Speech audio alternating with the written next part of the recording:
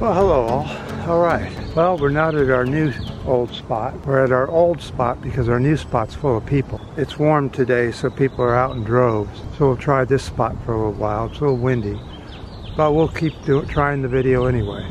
Flying insect numbers have plunged by 60% since 2004. A Great Britain survey finds. Now, the way they do these surveys is they take people that commute daily on a certain route and they put a bug splatter chart on the front of the vehicle, and then they count the number of splats. And they take these surveys every year and they determine how many bugs are around. The scientists behind the survey said the drop was terrifying as life on Earth depends on insects. The fall was highest in England at 65%, Wales at 55%, Scotland at 28%, and Denmark at 80%. The study suggests that the number of insects is declining by an average of 34% per decade. It is essential that we halt biodiversity decline now, according to these surveys. The results should shock and concern all of us. We need more habitat restoration, they said. It's important. It's the same thing we said in yesterday's video, that habitat restoration is most needed. Insects are critical in maintaining a healthy environment by recycling organic material and pollinating and controlling pests.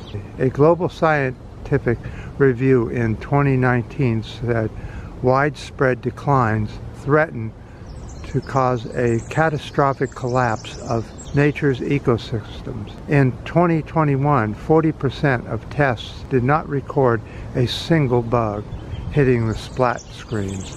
So it's obvious, and a lot of us have talked about that, about how windshields are no longer being splattered by bugs the way they used to when you'd go on road trip. You can go hundreds of miles and hardly have a single bug splat at all on your windshield. That's because there aren't any bugs left. Unfortunately, the farmers have gotten insecticides that are so powerful, they're just wiping out all bugs, not just the bad ones. And the sale of these insect-killing chemicals are going through the roof, and there's no way to stop that. So they're going to continue to manufacture these horrible insecticides. It's up to us to try and stop this by buying and eating organic fruits and vegetables and not eating animals for our meals. It's so important because all of these things will make a difference in our environment.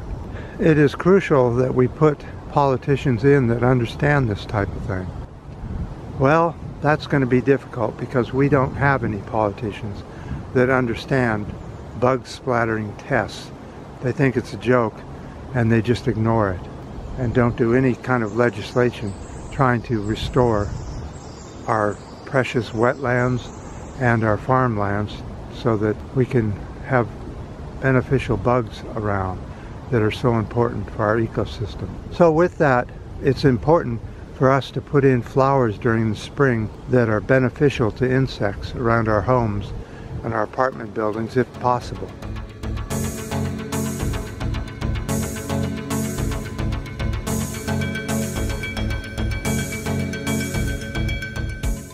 I know that's difficult because landscapers don't like any kind of bugs, and they constantly spray the area for that. And they make sure that every single plant that isn't supposed to be there is pulled and yanked out. And a lot of these plants that they're yanking out are the native plants that are supposed to be there for the bugs.